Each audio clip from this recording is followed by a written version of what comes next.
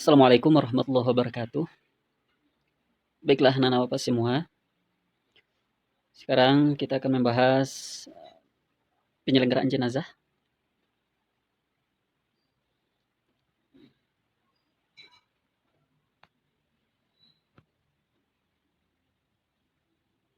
Kematian tentu ada beberapa sebab. Ada yang karena sakit, ada karena bencana, yang semuanya adalah bermuara kepada kematian. Kematian itu sendiri telah dinyatakan dalam Al-Quran bahwa setiap yang bernyawa akan merasakan yang namanya mati. Sebagaimana firman Allah dalam Al-Quran, A'udzubillahi minasyaitonir rajim. Bismillahirrahmanirrahim. Kullu nafsin za'iqatul maut. Tiap-tiap yang bernyawa akan merasakan mati. Quran surat Ali Imran ayat 185.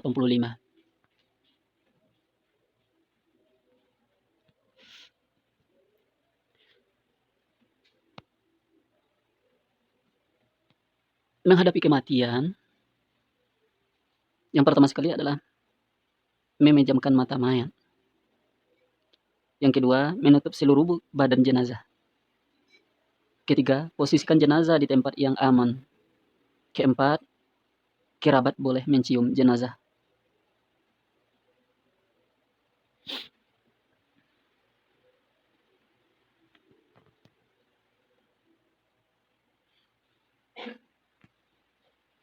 Perawatan jenazah terdiri dari 4 prosesi. Yang pertama, memandikan jenazah. Kedua, mengafankan jenazah.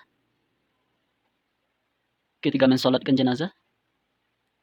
Keempat, menguburkan jenazah. Baiklah, yang pertama, prosesi memandikan jenazah.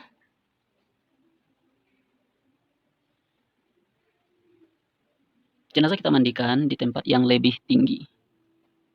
Ketentuan dan syarat memandikan jenazah. Pertama, jenazah orang Islam. Kedua, ada bagian tubuh jenazah walaupun sedikit. Seterusnya, jenazah bukan mati syahid. Kemudian yang berhak memandikan jenazah.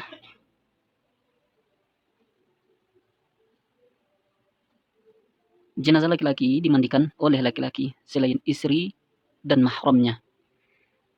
Kedua, jenazah perempuan dimandikan oleh perempuan selain suami dan mahramnya.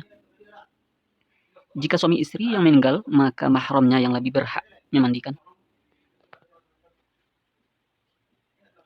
Seterusnya, tata cara memandikan jenazah. Terlebih dahulu, sebelum kita memandikan jenazah, kita menyiapkan tempat memandikan jenazah itu, yaitu di tempat tertutup. Seterusnya, jenazah diletakkan di tempat yang lebih tinggi atau pakai dipan. Seterusnya, jenazah ditutup auratnya. Seterusnya, jenazah atau mayat disapu perutnya untuk membersihkan kotoran. Seterusnya, bersihkan mulut dan gigi dari jenazah tersebut. Selanjutnya, bersihkan jenazah dari najis atau kotoran. Kemudian jenazah diwudukkan. Disunahkan dibasuh 3 sampai 5 atau dalam bilangan ganjil. Kegiatan selanjutnya adalah mengafani jenazah.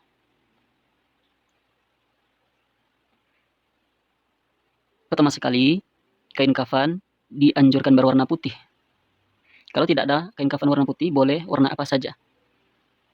Berikutnya, kain kafan bagi laki-laki minimal 1 lembar dan sempurnanya 3 lembar.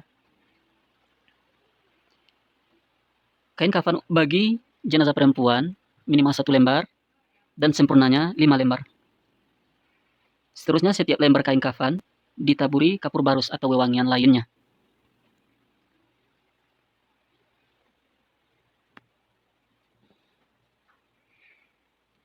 Kegiatan berikutnya adalah mensolatkan jenazah.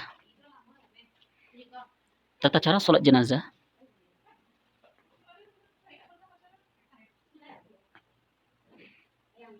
Jenazah diletakkan berada di depan.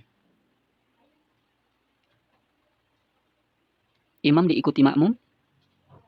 Solat jenazah terdiri dari 4 takbir tanpa rukuk dan sujud. niat salat jenazah. Lafaz niat salat jenazah sebagai berikut.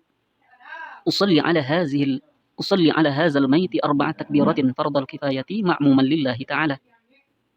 Itu kalau kita menjadi makmum. Kalau kita menjadi imam, sebutkan usalli ala hadzal maiti arba'a takbiratin mustaqbilal qiblati imamal fardal kifayati lillahi ada lillahi ta'ala. Itu untuk jenazah laki-laki. Kalau jenazah perempuan, lafaz niatnya usalli ala hadzihil maitati arba'a takbiratin mustaqbilal qiblati ma'muman fardan kifayati ada lillahi ta'ala.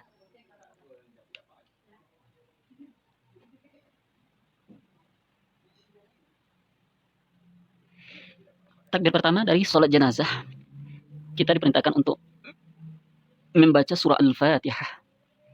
Mari kita baca bersama-sama surah Al-Fatihah. A'udzu billahi minasy syaithanir rajim. Bismillahirrahmanirrahim. Alhamdulillahi rabbil alamin. Ar-Rahmanir Rahim. Maliki yaumiddin. Iyyaka na'budu wa iyyaka nasta'in. Ihdinas siratal mustaqim. Siratal ladzina an'amta 'alaihim ghairil maghdubi 'alaihim waladdallin.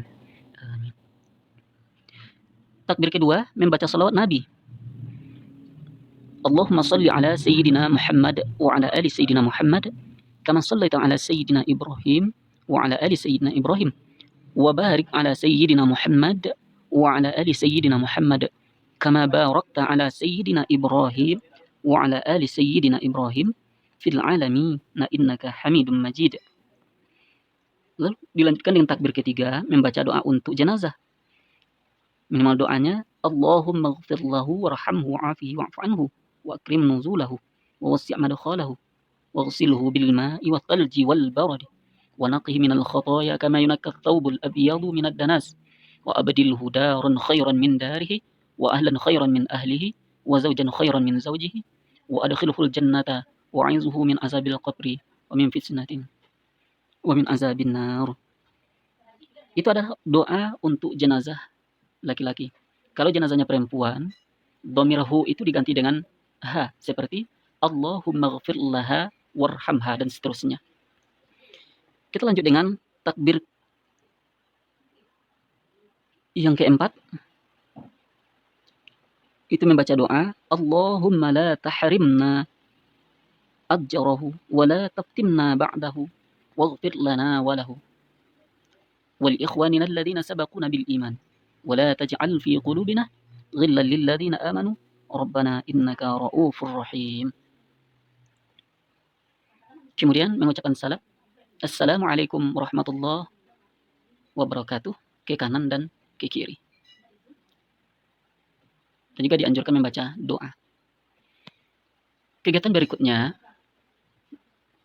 adalah menguburkan jenazah. Anjuran Rasulullah dalam hal penguburan jenazah pertama sekali adalah menyegerakan jenazah untuk dikuburkan. Sebagaimana hadis Rasulullah sallallahu alaihi wasallam an Abi Hurairah radhiyallahu anhu anna Nabi sallallahu alaihi wasallam qala asri'u bil janazah rawahul Bukhari wa Muslim. Dari Abu Hurairah radhiyallahu anhu dari Nabi Muhammad sallallahu alaihi wasallam dia bersabda, sesungguhnya menguburkan jenazah, segeralah menguburkan jenazah. Hadis riwayat Bukhari dan Muslim. Kedua, mengubur jenazah itu dianjurkan siang hari. Yang ketiga, meluaskan kuburan dan mendalamkannya agar tidak mudah digali atau dibongkar oleh binatang buas. Yang keempat, membaca bacaan atau meletakkan mayat dalam kubur atau membaca doa sebagai berikut. Bismillahi wa ala millati Rasulillah sallallahu alaihi wasallam, dengan nama Allah dan nama agama Rasulullah. Dan dalam riwayat lain Rasulullah sallallahu alaihi wasallam bersabda, Bismillahi wa ala millati Rasulillah sallallahu alaihi wasallam wa ala sunnati Rasulillah, dengan nama Allah dan nama agama Rasulullah dan atas nama sunnah Rasulullah sallallahu alaihi wasallam.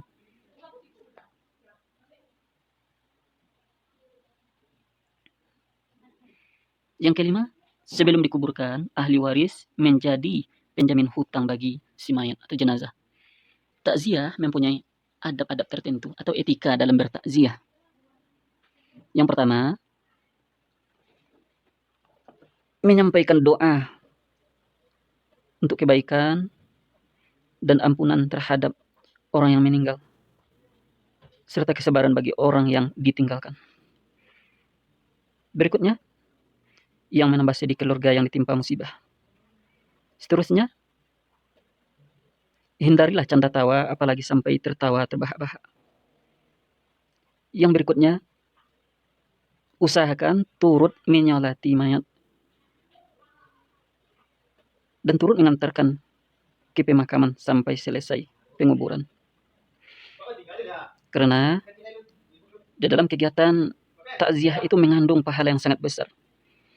Ketika seseorang ketika seseorang bertakziah, lalu dia ikut prosesi dari penyelenggaraan jenazah tersebut, mulai dari memandikan, mengafani, menyolatkan, bahkan sampai mengantarkan ke pemakaman hingga selesai, maka orang itu mendapatkan pahala, kata Rasulullah SAW, 2 qirat. Lalu ditanya oleh para sahabat kepada Nabi, apa 2 qirat itu ya Rasulullah? Lalu Rasulullah menyampaikan, 2 qirat itu sama dengan 2 bukit Uhud atau gunung Uhud. Begitu besar pahalanya untuk penyelenggaraan jenazah tersebut. Jadi rugi bagi kita yang bertakziah, akan tetapi tidak ikut prosesi penyelenggaraan jenazah tersebut. Berikutnya adalah disunnahkan atau dianjurkan membuatkan makanan bagi keluarga yang ditimpa musibah oleh keluarga-keluarga yang lain atau saudara-saudara muslim yang lain untuk meringankan beban keluarga yang ditimpa musibah.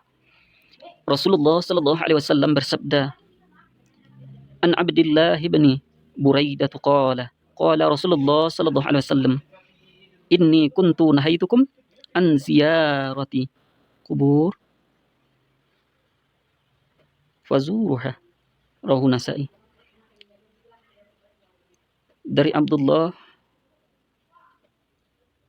bin Buraidah, Rasulullah sallallahu alaihi wasallam bersabda, "Aku pernah melarang kamu berziarah kubur, maka sekarang berziarah kuburlah." Suatu ketika Rasulullah sallallahu alaihi wasallam pernah melarang untuk berziarah kubur. Akan tetapi di waktu yang lain dianjurkan oleh Rasulullah untuk berziarah kubur itu. Karena ada hikmah-hikmah, ada pelajaran-pelajaran yang dapat diambil dari kita berziarah kubur itu. Di antara hikmah dari ziarah kubur antara lain seperti berikut. Yang pertama, dengan kita melaksanakan ziarah kubur itu mengingatkan kita kepada kematian. Yang kedua, dapat bersikap zuhud, artinya menjauhkan diri dari sifat keduniawian. Yang ketiga, selalu ingin berbuat baik sebagai bekal kelak di alam kubur dan hari akhir. Yang keempat, mendoakan si mayat agar Allah Subhanahu wa taala mengampuni segala dosanya, menerima amal baiknya dan mendapatkan ridha Allah Subhanahu wa taala. Kegiatan berikutnya adalah ziarah kubur. Rasulullah sallallahu alaihi wasallam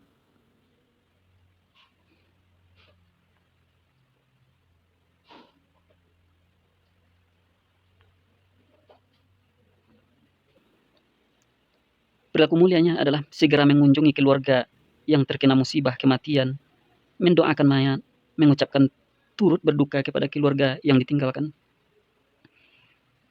Berikutnya, perilaku mulia adalah membantu persiapan pengurusan jenazah, seperti memandikan, mengafani, menyolati, dan menguburkan. Berikutnya, perilaku mulianya adalah memberikan bantuan kepada keluarga korban untuk memperingan beban sesuai kemampuan kita. Berikutnya yang kita pelajari tentang penyelenggaraan pengurusan jenazah. Yang pertama, kewajiban terhadap jenazah antara lain adalah memandikan, mengafani, menyolatkan, dan menguburkan. Yang kedua, yang berhak memandikan jenazah adalah keluarga terdekat, ibu, suami, istri, dan anak.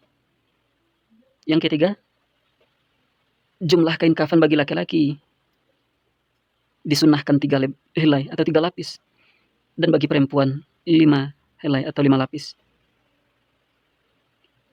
Yang keempat adalah tata cara sholat jenazah.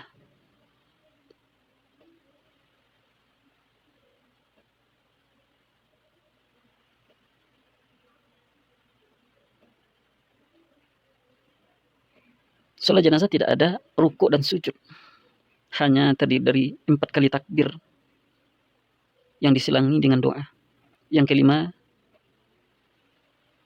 cara mengingat mati adalah dengan menjenguk atau bertakziah dan berziarah kubur. Yang keenam, mengurus jenazah hukumnya adalah fardu kifayah, yaitu kewajiban secara bersama atau gotong royong. Demikianlah materi tentang penyelenggaraan jenazah. Semoga bermanfaat. Terima kasih. Assalamualaikum warahmatullahi wabarakatuh.